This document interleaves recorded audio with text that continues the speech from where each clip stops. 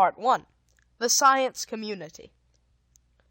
The delivery of his country into the clutches of a merciless, ultra-modern religion can be prevented only by Dr. Hagstrom's deciphering an extraordinary code. This part is related by Peter Hagstrom, Ph.D. The ability to communicate ideas from one individual to another, said a professor of sociology to his class, is the principal distinction between human beings and their brute forebears. The increase and refinement of this ability to communicate is an index of the degree of civilization of a people. The more civilized a people, the more perfect their ability to communicate, especially under difficulties and in emergencies. As usual, the observation burst harmlessly over the heads of most of the students in the class, who were preoccupied with more immediate things, with the evening's movies and the weekend's dance. But upon two young men in the class it made a powerful impression. It crystallized within them certain vague conceptions and brought them to a conscious focus, enabling the young men to turn formless dreams into concrete acts. That is why I take the position that the above enthusiastic words of this sociology professor, whose very name I have forgotten, were the prime moving influence which many years later succeeded in saving Occidental civilization from a catastrophe which would have been worse than death and destruction. One of these young men was myself, and the other was my lifelong friend and chum, Carl Benda, who saved his country by solving a tremendously difficult scientific puzzle in a simple way, by sheer reasoning power and without apparatus. The sociology professor struck a responsive chord in us, for since our earliest years we had wigwagged to each other as Boy Scouts, learned the finger alphabet of the deaf and dumb so that we might maintain communication during school hours, strung a telegraph wire between our two homes, admired Poe's Goldbug together, and devised boyish cipher codes in which to send each other postcards when chance separated us. But we had always felt a little foolish about what we considered our childish hobbies, until the professor's words suddenly roused us to the realization that we were a highly civilized pair of youngsters. Not only did we then and there cease feeling guilty about our secret ciphers and our dots and dashes, but the determination was born within us to make of communication our life's work. It turned out that both of us actually did devote our lives to the cause of communication, but the passing years saw us engaged in widely and curiously divergent phases of the work. 30 years later, I was professor of the psychology of language at Columbia University, and Benda was maintenance engineer of the Bell Telephone Company of New York City, and on his knowledge and skill depended the continuity and stability of that stupendously complex traffic, the telephone communication of Greater New York. Since our ambitious cravings were satisfied in our everyday work, and since now ordinarily available methods of communication sufficed our needs, we no longer felt impelled to signal across the housetops with semaphores, nor to devise ciphers that would defy solution. But we still kept up our intimate friendship and our intense interest in our beloved subject. We were just as close chums at the age of 50 as we had been at 10, and just as thrilled at new advances in communication, at television, at the international language, at the supposed signals from Mars. That was the state of affairs between us up to a year ago. At about that time, Benda resigned his position with the New York Bell Telephone Company to accept a place as the director of communication in the science community. This, for many reasons, was a most amazing piece of news to myself and to anyone who knew Benda. Of course, it was commonly known that Benda was being sought by universities and corporations. I know personally of several tempting offers he had received, but the New York Bell is a wealthy corporation and had thus far managed to hold Benda, both by the munificence of its salary and by the attractiveness of the work it offered him. That the science community would want Benda was easy to understand, but that it could outbid the New York Bell was, to say the least, a surprise. Furthermore, that a man like Benda would want to have anything at all to do with the science community seemed strange enough in itself. He had the most practical common sense, well-balanced habits of thinking and living supported by an intellect so clear and so keen that I knew of none to excel it. What the science community was, no one knew exactly, but that there was something abnormal, fanatical about it, no one doubted. The science community, situated in Virginia in the foothills of the Blue Ridge, had first been heard of many years ago, when it was already a going concern. At the time of which I now speak, the novelty had worn off, and no one paid any more attention to it than they do to Zion City or the Dunkards. By this time, the science community was a city of 1 million inhabitants, with a vast outlying area of farms and gardens. It was modern to the highest degree in construction and operation. There was very little manual labor there, no poverty. Every person had all the benefits of modern developments in power, transportation, and communication, and of all other resources provided by scientific progress. So much visitors and reporters were able to say. The rumors that it was a vast socialistic organization without private property, with equal sharing of all privileges, were never confirmed. It is a curious observation that it was possible in this country of ours for a city to exist about which we knew so little. However, it seemed evident from the vast number and elaboration of public buildings, the perfection of community utilities, such as transportation, streets, lighting, and communication, from the absence of individual homes and the housing of people in huge dormitories, that some different, less individualistic type of social organization than ours was involved. It was obvious that, as an organization, the science community must also be wealthy. If any of its individual citizens were wealthy, no one knew it. I knew Benda as well as I knew myself, and if I was sure of anything in my life, it was that he was not the type of man to leave a $50,000 job and join a communist city on an equal footing with the clerks in the stores. As it happens, I was also intimately acquainted with John Edgewater Smith, recently Power Commissioner of New York City, and the most capable power engineer in North America, who, following Benda by 2 or 3 months, resigned his position and accepted what his letter termed the place of Director of Power in the science community. I was personally in a position to state that neither of these men could be lightly persuaded into such a step, and that neither of them would work for a small salary. Benda's first letter to me stated that he was at the science community on a visit.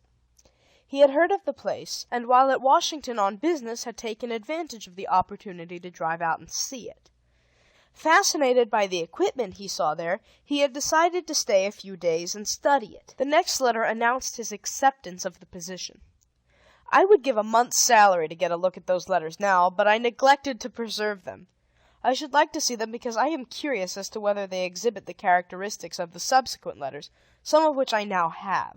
As I have stated, Benda and I had been on the most intimate terms for 40 years. His letters had always been crisp and direct, and thoroughly familiar and confidential. I do not know just how many letters I received from him from the science community before I noted the difference, but I have one from the 3rd month of his stay there — he wrote every 2 or 3 weeks — characterized by a verbosity that sounded strange for him. He seemed to be writing merely to cover the sheet, trifles such as he had never previously considered worth writing letters about. 4 pages of letter conveyed not a single idea. Yet Benda was, if anything, a man of ideas. There followed several months of letters like that. A lot of words, evasion of coming to the point about anything, just conventional letters. Benda was the last man to write a conventional letter. Yet it was Benda writing them, gruff little expressions of his, clear ways of looking at even the veriest trifles, little allusion to our common past. These things could neither have been written by anyone else, nor written under compulsion from without. Something had changed Benda. I pondered on it a good deal, and could think of no hypothesis to account for it. In the meanwhile, New York City lost a 3rd technical man to the science community. Donald Francisco, Commissioner of the Water Supply, a sanitary engineer of international standing, accepted a position in the science community as water director. I did not know whether to laugh and compare it to the National Baseball League's trafficking in big names, or to hunt for some sinister danger sign in it. But, as a result of my ponderings, I decided to visit Benda at the science community. I wrote him to that effect. and almost decided to change my mind about the visit because of the cold evasiveness of the reply I received from him. My first impulse on reading his indifferent, lackadaisical comment on my proposed visit was to feel offended and determined to let him alone and never see him again. The average man would have done that, but my long years of training in psychological interpretation told me that a character and a friendship built during 40 years does not change in 6 months, and that there must be some other explanation for this. I wrote him that I was coming. I found that the best way to reach the science community was to take a bus out from Washington. It involved a drive of about 50 miles northwest through a picturesque section of the country. The latter part of the drive took me past settlements that looked as though they might be in about the same age of progress as they had been during the American Revolution. The city of my destination was back in the hills and very much isolated. During the last 10 miles, we met no traffic at all, and I was the only passenger left in the bus. Suddenly, the vehicle stopped. "Far as we go!" the driver shouted. I looked about in consternation. All around were low, wild-looking hills. The road went on ahead through a narrow pass. "They'll pick you up in a little bit," the driver said as he turned around and drove off, leaving me standing there with my bag, very much astonished at it all. He was right. A small, neat-looking bus drove through the pass and stopped for me. As I got in, the driver mechanically turned around and drove into the hills again. "They took up my ticket on the other bus," I said to the driver. "What do I owe you?" "Nothing," he said curtly. "Fill that out." He handed me a card. An impertinent thing that card was. Besides asking for my name, address, nationality, vocation, and position, it requested that I state whom I was visiting in the science community, the purpose of my visit, the nature of my business, how long I intended to stay, did I have a place to stay arranged for, and if so, where and through whom. It looked for all the world as though they had something to conceal. Tsarist Russia couldn't beat that for keeping track of people and prying into their business. "Sign here," the card said. It annoyed me, but I filled it out, and by the time I was through, the bus was out of the hills, traveling up the valley of a small river. I am not familiar enough with northern Virginia to say which river it was. There was much machinery and few people in the broad fields. In the distance ahead was a mass of chimneys and the cupolas of ironworks, but no smoke. End of section 1. Recording by Miriam Esther Goldman.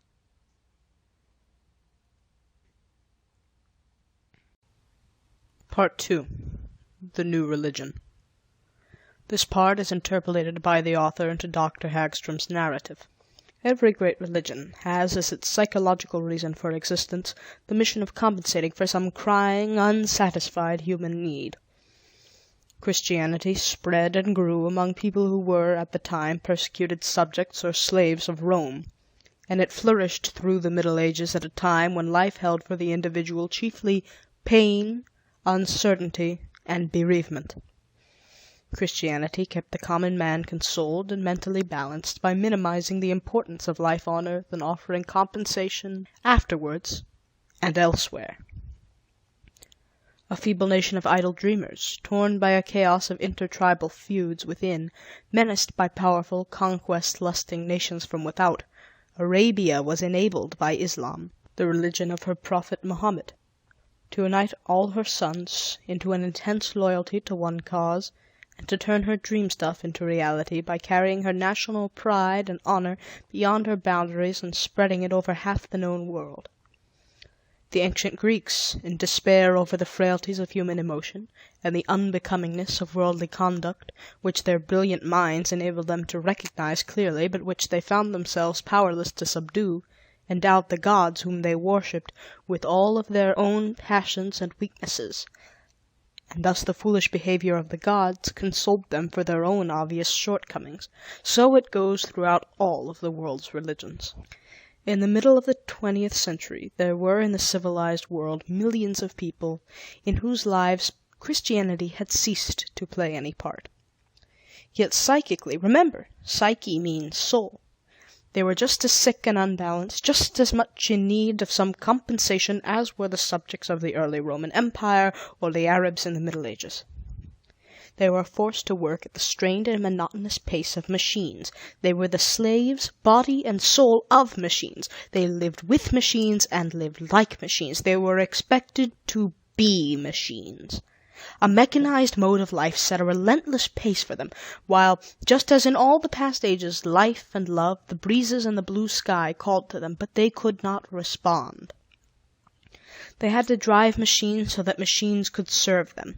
Minds were cramped and emotions were starved, but hands must go on guiding levers and keeping machines in operation. Lives were reduced to such a mechanical routine that men wondered how long human minds and human bodies could stand the restraint.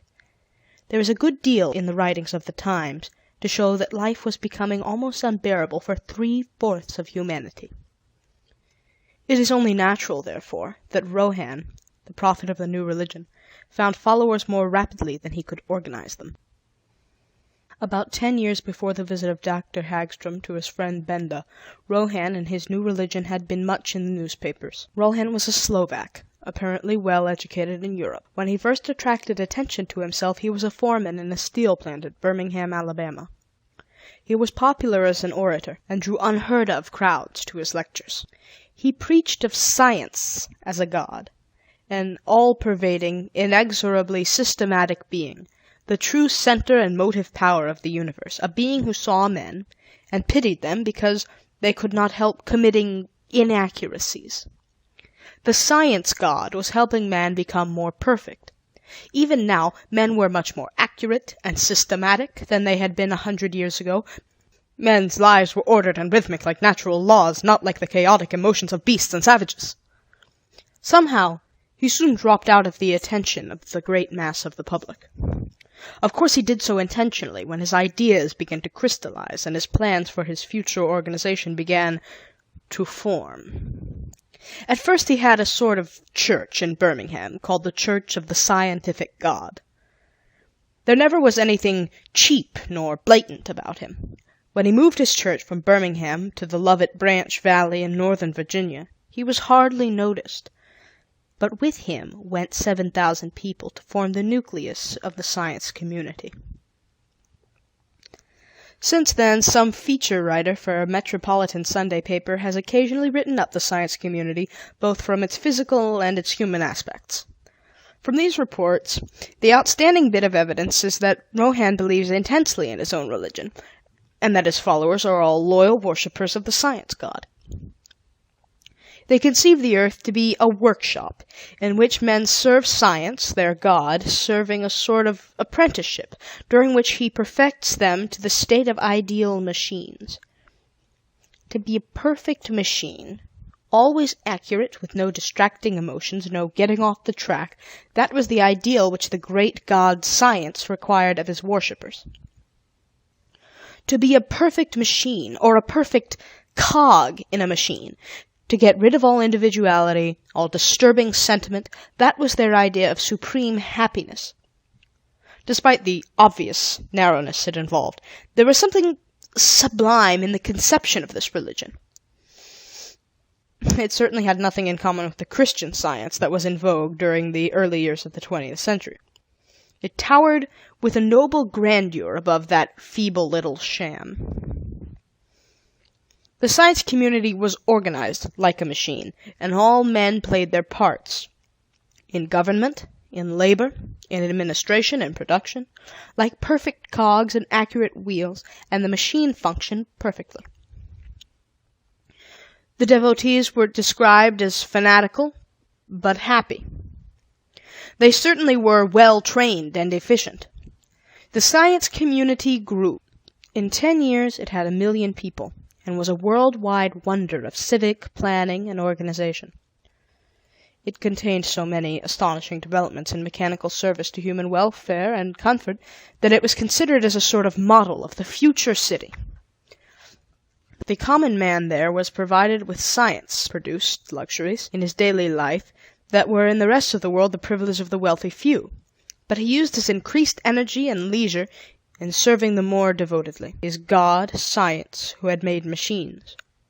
There was a great temple in the city, the shape of a huge dynamo generator, whose interior was worked out in a scheme of mechanical devices and with music, lights, and odors to help in the worship. What the world knew the least about was that this religion was becoming militant. Its followers spoke of the heathen without, and were horrified at the prevalence of the sin of individualism.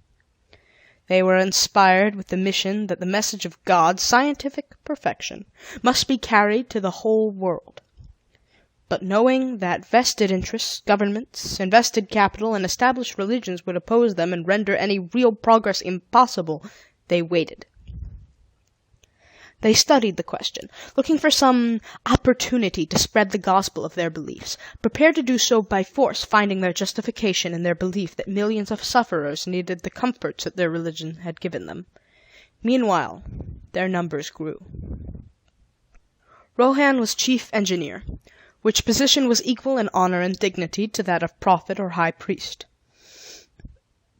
He was a busy, hard-working man, black-haired and gaunt, small of stature and fiery-eyed.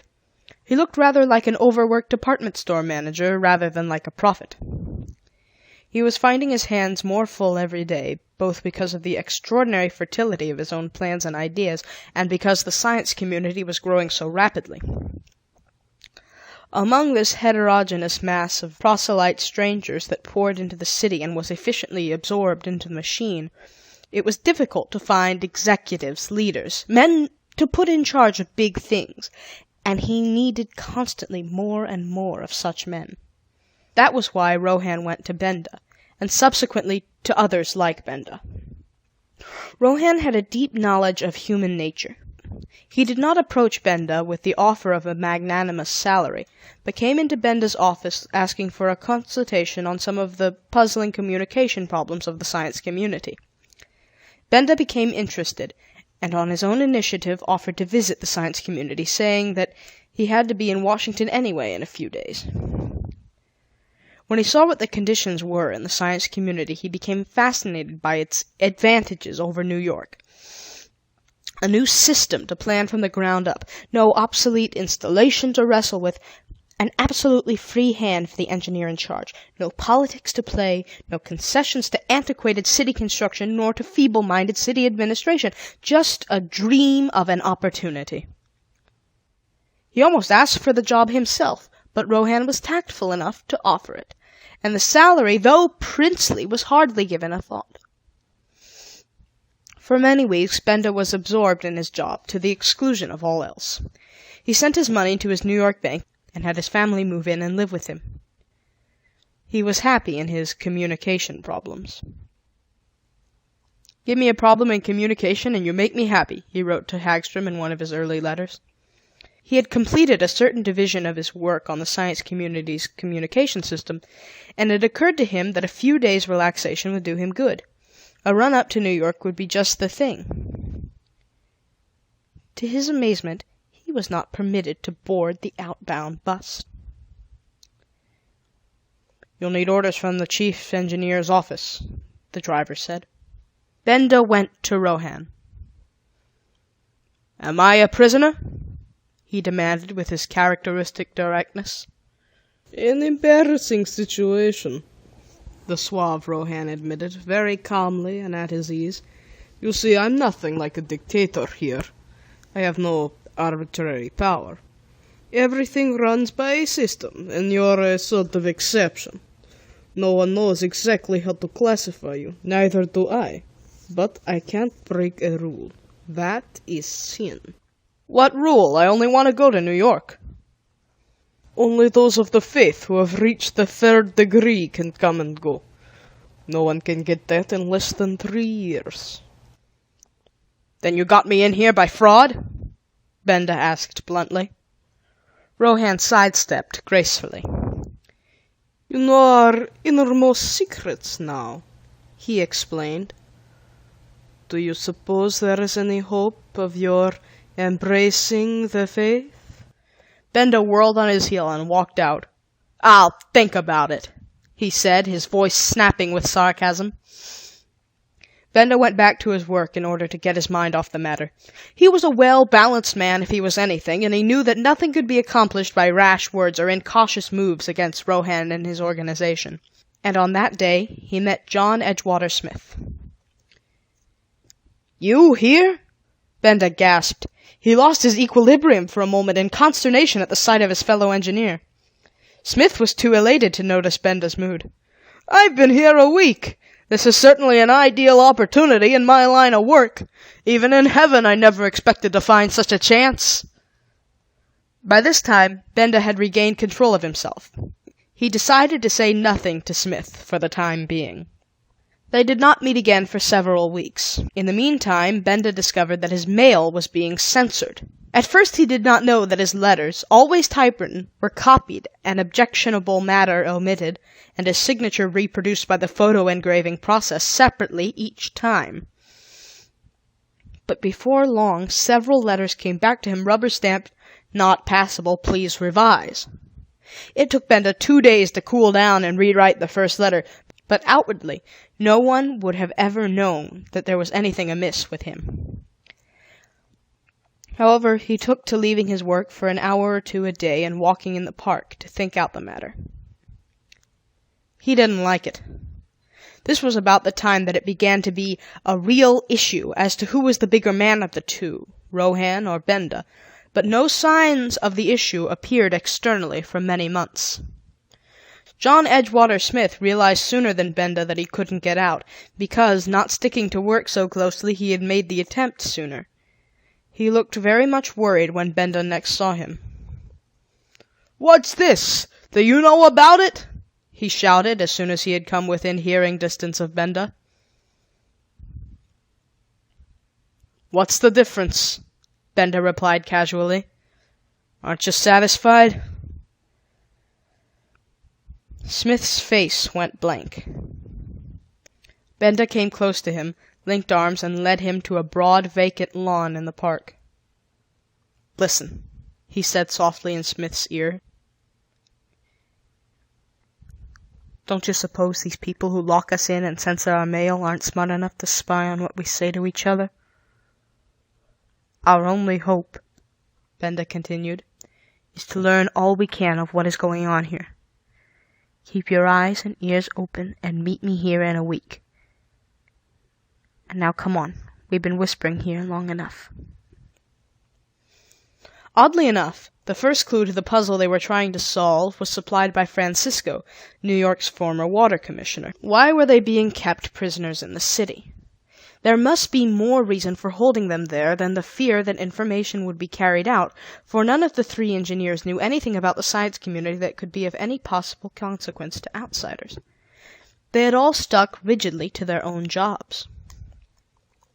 They met Francisco very blue and dejected, walking in the park a couple of months later. They had been having weekly meetings, feeling that more frequent rendezvous might excite suspicion. Francisco was overjoyed to see them. "Been trying to figure out why they want us," he said. "There's something deeper than the excuse they have made. That rot about a perfect system and no breaking of rules may be true, but it has nothing to do with us. Now, here are 3 of us, widely admitted as having good heads on us. We've got to solve this. The first fact to work on," he continued, "is that there is no real job for me here. This city has no water problem that cannot be worked out by an engineer's office clerk. Why are they holding me here, paying me a profligate salary for a job that is a joke for a grown-up man? There's something behind it that is not apparent on the surface." The weekly meetings of the 3 engineers became an established institution. Mindful that their conversation was doubtless the object of attention on the part of the ruling powers of the city through spies and concealed microphones, they were careful to discuss trivial matters most of the time, and mentioned their problem only when alone in the open spaces of the park. After weeks of effort had produced no results, they arrived at the conclusion that they would have to do some spying themselves. The great temple, shaped like a dynamo generator, attracted their attention as the first possibility for obtaining information. Benda, during his work with telephone and television installation, found that the office of some sort of ruling council or board of directors were located there. Later he found that it was called the Science Staff. He managed to slip in several concealed microphone detectors and wire them to a private receiver on his desk, doing all the work with his own hands under the pretense of hunting for a cleverly contrived short circuit that his subordinates had failed to find. "They opened their meeting," he said, reporting several days of listening to his comrades, "with a lot of religious stuff. They really believe they are chosen by God to perfect the earth. Their fanaticism has the Mohammedans beat 40 ways. As I get from listening in, the city is just a preliminary base from which to carry, forcibly, the gospel of scientific efficiency to the whole world. They have been divinely appointed to organize the earth. The first thing on the program is the seizure of New York City, and it won't be long. I've heard the details of a cut-and-dried plan. When they have New York, the rest of America can easily be captured, for cities aren't as independent of each other as they used to be. Getting the rest of the world into their hands will then merely be a matter of routine, just a little time, and it will be done. Mohammed's wars weren't in it with this." Francisco and Smith stared at him aghast. These dull-faced, blue serge-clad people did not look capable of it, unless possibly one noted the fiery glint in their eyes. A worldwide crusade on a scientific basis? The idea left them weak and trembling. "Gotta learn more details before we can do anything," Benda said. "Come on, we've been whispering here long enough. They'll get suspicious." Benda's brain was now definitely pitted against this marvelous organization. "I've got it!" Benda reported at a later meeting. "I pieced it together from just a few hours listening. Devilish scheme! Can you imagine what would happen in New York in case of a breakdown in water supply, electric power, and communication? In an hour there would be panic. In a day the city would be a hideous shambles of suffering, starvation, disease, and trampling maniacs. Dante's Inferno would be a lovely little pleasure resort in comparison. Also, have you ever stopped to think how few people there are in the world who understand the handling of these vital elements of our modern civilized organization sufficiently to keep them in operation? There you have the scheme. Because they do not want to destroy the city, but merely to threaten it, they are holding the three of us.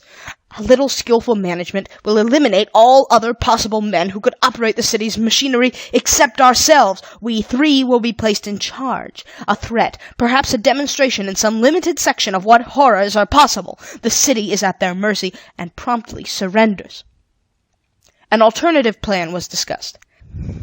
Just a little quiet violence could eliminate those who are now in charge of the city's works, and the panic and horrors would commence.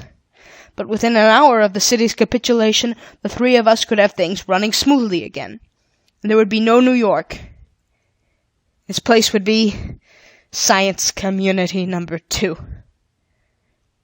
From it, they could step on to the next city. The other two stared at him.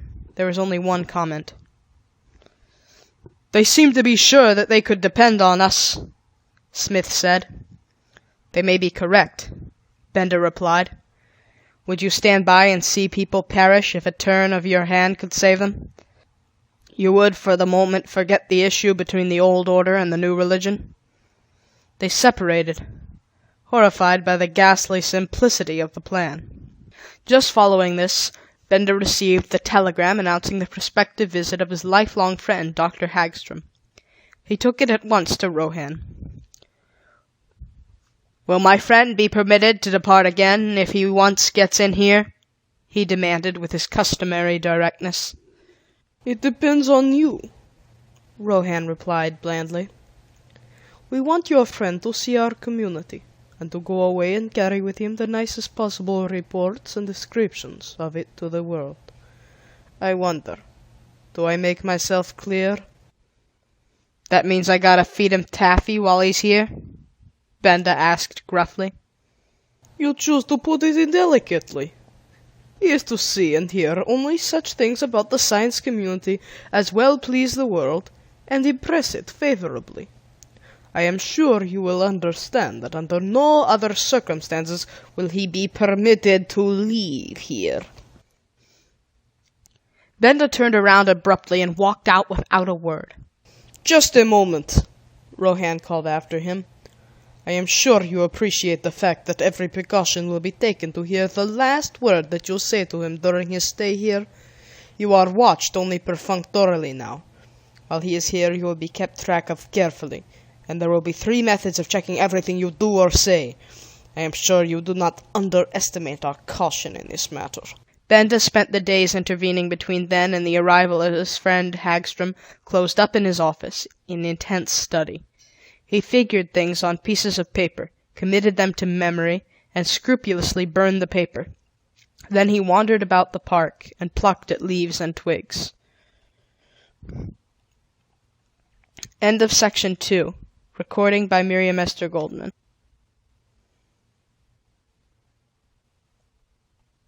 Part 3. The Cipher Message.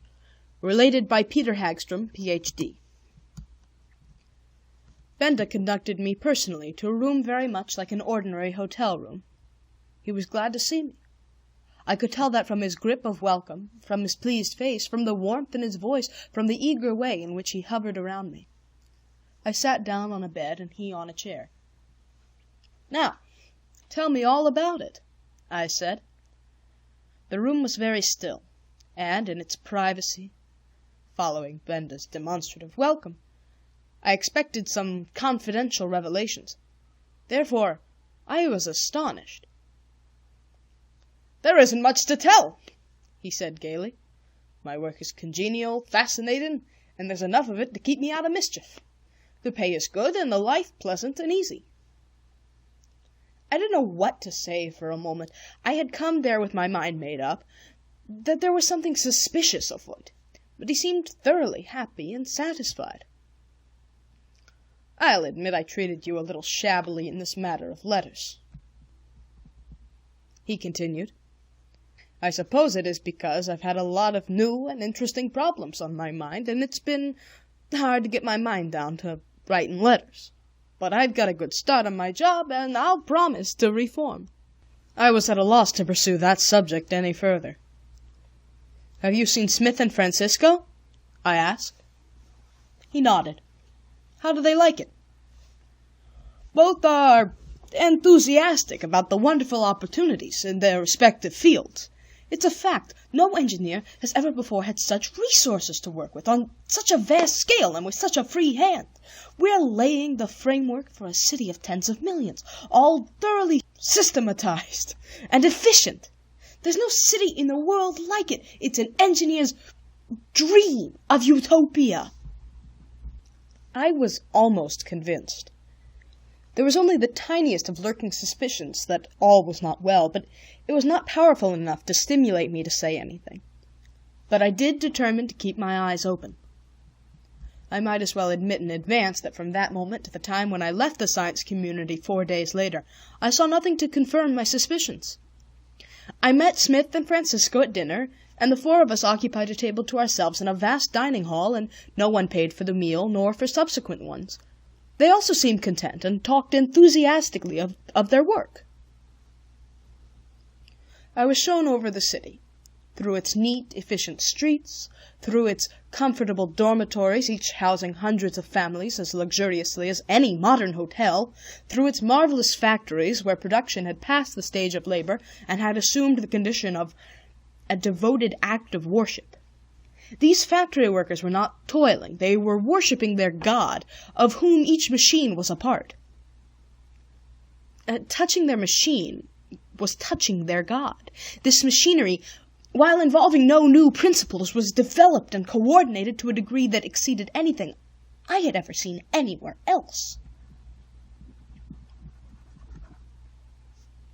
I saw the famous science temple, in the shape of a huge dynamo generator, with its interior decorations, paintings, carvings, frescoes, and pillars, all worked out on the motive of machinery, with its constant streams of worshippers in blue serge, performing their conventional rites and saying their prayer formulas at altars in the forms of lathes, microscopes, motors, and electron tubes. "You haven't become a science communist yourself," I bantered Benda. There was a metallic ring in the laugh he gave. "They'd like to have me," was all he said.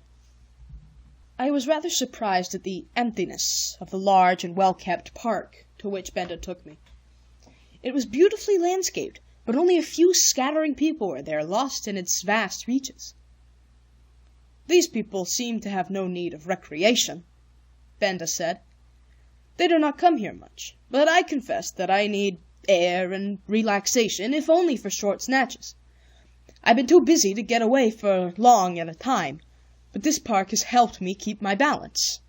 I'm here every day for at least a few minutes." "Beautiful place," I remarked.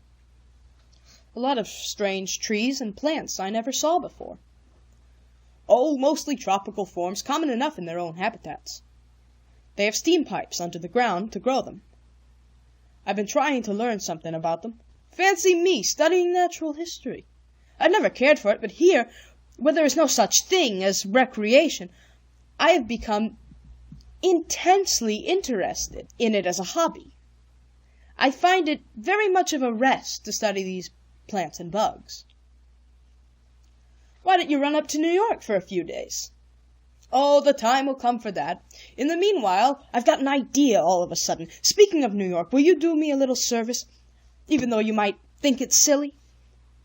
"I'll do anything I can," I began, eager to be of help to him. "It has been somewhat of a torture to me," Benda continued, "to find so many of these forms which I am unable to identify. I'd like to be scientific, even in my play, and reference books on plants and insects are scarce here. Now, if you would carry back a few specimens for me, and ask some of the botany and zoology people to send me their names—" "Fine!" I exclaimed. "I've got a good-sized pocket notebook I can carry them in." "Well then, please put them in the order in which I hand them to you, and send me the names by number. I am pretty thoroughly familiar with them, and if you will keep them in order, there is no need for me to keep a list. The first blade is of this queer grass." I filed the grass blade between the first 2 pages of my book. "The next is this unusual-looking pinnate leaf." He tore off a dry leaflet and handed me a stem with 3 leaflets irregularly disposed of it. "Now, leave a blank page in your book. That will help me remember the order in which they come." Next came a flat insect, which, strangely enough, had 2 legs missing on one side. However, Benda was moving so fast that I had to put it away without comment. He kept darting about and handing me twigs of leaves, little sticks, pieces of bark, insects, not seeming to care much whether they were complete or not, grass blades, several dagger-shaped locust thorns, cross-sections of curious fruits, moving so rapidly that in a few moments my notebook bulged wildly, and I had to warn him that its 100 leaves were almost filled. "Well, that ought to be enough," he said with a sigh after his lively exertion. "You don't know how I'll appreciate your indulging my foolish little whim." "Say," I exclaimed, "ask something of me. This is nothing. I'll take it right over to the botany department, and in a few days you ought to have a list of names fit for a Bolshevik." "One important caution," he said. "If you disturb their order in the book, or even the position on the page, names you send me will mean nothing to me." "Not that it will be any great loss," he added whimsically. "I suppose I've become sort of a fan on this, like the businessmen who claim that their office work interferes with their golf." We walked leisurely back toward the big dormitory. It was while we were crossing a street that Benda stumbled, and, to dodge a passing truck, had to catch my arm and fell against me. I heard his soft voice whisper in my ear, "Get out of this town as soon as you can." I looked at him in startled amazement, but he was walking along, shaking himself from his stumble, and looking up and down the street for passing trucks. "As I was saying," he said in a matter-of-fact voice, "we expect to reach the 1¼ million mark this month. I never saw a place grow so fast." I felt a great leap of sudden understanding. For a moment my muscles tightened, but I took my cue. "A remarkable place," I said calmly. "One reads a lot of half-truths about it. Too bad I can't stay any longer." "Sorry you have to leave," he said in exactly the right tone of voice, "but you can come again." How thankful I was for the 40 years of playing and working together that had accustomed us to that sort of teamwork. Unconsciously, we responded to one another's cues. Once our ability to play together had saved my life. It was when we were in college, and we were out on a cross-country hike together. Benda suddenly caught my hand and swung it upward. I recognized the gesture. We were cheerleaders and worked together at football games, and we had one stunt in which we swung our hands over our heads, jumped about 3 feet, and let out a whoop. This was the stunt that he started out there in the country, where we were by ourselves. Automatically, without thinking, I swung my arms and leaped with him and yelled. Only later did I notice the rattlesnake over which I had jumped.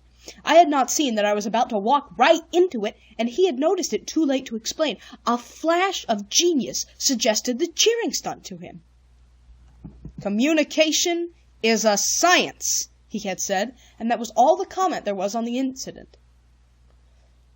So now I followed my cue, without knowing why nor what it was all about, but confident that I should soon find out.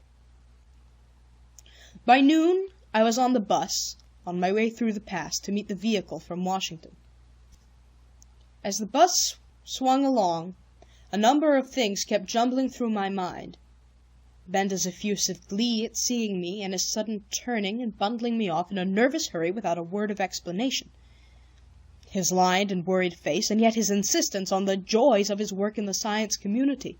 His obvious desire to be hospitable and play the good host, and yet his evasiveness and unwillingness to chat intimately and discuss important things as he used to.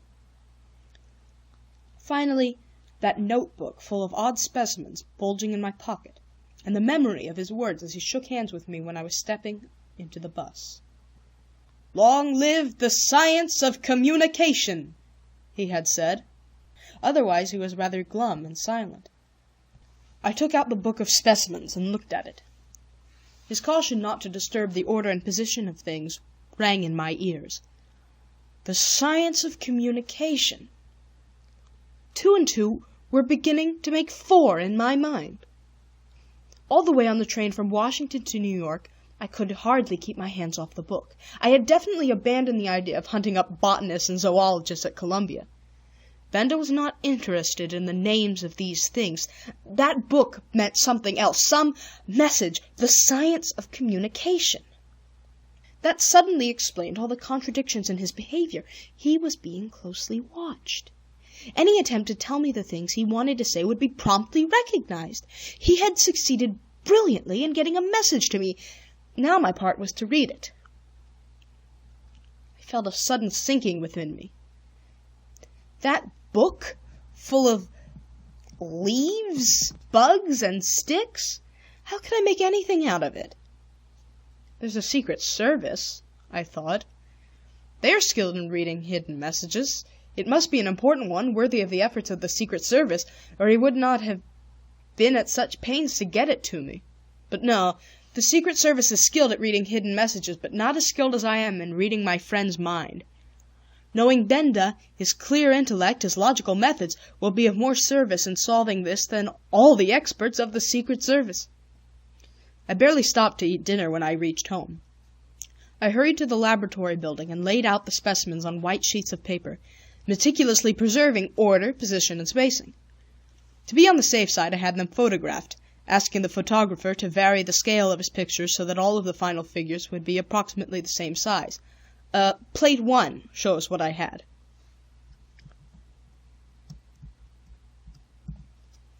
I was all a-tremble when the mounted photographs were handed to me. The first thing I did was to number the specimens, giving each blank space also its consecutive number. Certainly no one could imagine a more meaningless jumble of twigs, leaves, berries, and bugs. How could I read any message out of that? Yet I had no doubt that the message concerned something of far more importance than Benda's own safety. He had moved in this matter with astonishing skill and breathless caution, yet I knew him to be reckless to the extreme where only his own skill was concerned.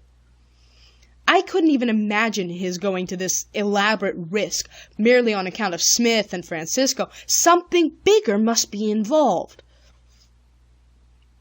I stared at the row of specimens. Communication is a science, Benda had said. It came back to me as I studied the bent worms and the beetles with 2 legs missing. I was confident that the solution would be simple. Once the key idea occurred to me, I knew I should find the whole thing astonishingly direct and systematic. For a moment I tried to attach some sort of hieroglyphic significance to the specimen forms. In the writing of the American Indians, a wavy line meant water, an inverted V meant a wigwam.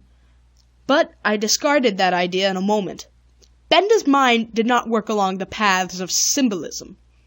It would have to be something mathematical, rigidly logical, leaving no room for guesswork. No sooner had the key idea occurred to me than the basic conception, underlying all those rows of twigs and bugs, suddenly flashed into clear meaning before me. The simplicity of it took my breath away. "I knew it!" I said aloud, though I was alone. Very simple. I was prepared for the fact that each one of the specimens represented a letter of the alphabet. If nothing else, their number indicated that.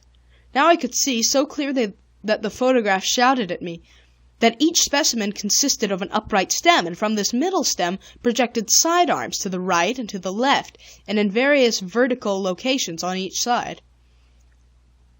The middle upright stem contained these sidearms in various numbers and combinations. In 5 minutes I had a copy of the message, translated into its fundamental characters, as shown on Plate 2.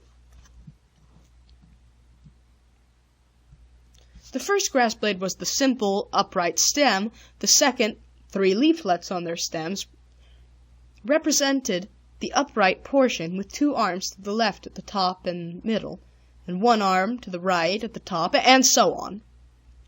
That brought the message down to the simple and straightforward matter of a substitution cipher. I was confident that Benda had no object in introducing any complications that could possibly be avoided, as his sole purpose was to get to me the most readable message without getting caught at it. I recollected now how cautious he had been to hand me no paper, and how openly and obviously he had dropped each specimen into my book, because he knew someone was watching him and expecting him to slip in a message. He had, as I could see now in the retrospect, been conspicuously careful that nothing suspicious should pass from his hands to mine. Substitution ciphers are easy to solve, especially for those having some experience. The method can be found in Edgar Allan Poe's Gold Bug and in a host of imitators. A Secret Service cipherman could have read it in an hour, but I know my friend's mind well enough to find a shortcut. I knew just how he would go about devising such a cipher, in fact how 99 persons out of 100 with a scientific education would do it. If we begin adding horizontal arms to the middle stem, from top to bottom and from left to right, the possible characters can be worked out by the system shown on Plate 3. It is most logical to suppose that Benda would begin with the first sign and substitute the letters of the alphabet in order. That would give us the cipher code shown on Plate 4. It was all very quick work, just as I had anticipated, once the key idea had occurred to me. The ease and speed of my method far exceeded that of Poe's method, but, of course, was applicable only to this particular case. Substituting letters for signs out of my diagram, I got the following message. Am prisoner. Our plans capture of NY by seizing power, water, and phones, then world conquest. SOS. Part 4. L'Envoi. By Peter Hagstrom, M.D. My solution of the message practically ends the story. Events followed each other from then on like bullets from a machine gun. A wild drive in a taxicab brought me to the door of Mayor Anderson at 10 o'clock that night. I told him the story and showed him my photographs. Following that, I spent many hours telling my story to and consulting with officers in the War Department. Next afternoon, photographic maps of the science community and its environs, brought by airplanes during the forenoon, were spread on desks before us. A colonel of Marines and a colonel of aviation sketched plans in notebooks. After dark, I sat in a transport plane with muffled exhaust and propellers, slipping through the air as silently as a hawk. About us were a dozen bombing planes, and about 50 transports, carrying a battalion of Marines. I am not an adventure-loving man, though a cordon of husky Marines about me was protection against any possible danger. Yet, stealing along through that wild valley in the Virginia mountains toward the dark masses of that fanatic city, The silent progress of the long, dark line through the night, their mysterious disappearance, one by one as we neared the city, the creepy, hair-raising journey through the dark streets, I shall never forget for the rest of my life the sinking feeling in my abdomen and the throbbing in my head. But I wanted to be there, for Benda was my lifelong friend. I guided them to Rohan's rooms, and saw a dozen dark forms slip in, one by one. Then we went to the dormitory where Benda lived. Benda answered our hammering at his door in his pajamas. He took in the captain's automatic and the bayonets behind me at a glance. "Good boy, Hagstrom," he said. "I knew you'd do it." There wasn't much time left. I got my instructions about handling the New York telephone system today. As we came out into the street, I saw Rohan handcuffed to two big Marines, and rows of bayonets gleaming in the darkness down the streets. Every few moments a bright flare shot out from the planes in the sky, until a squad located the powerhouse and turned on all the lights they could find. End of Section 3. Recording by Miriam Esther Goldman.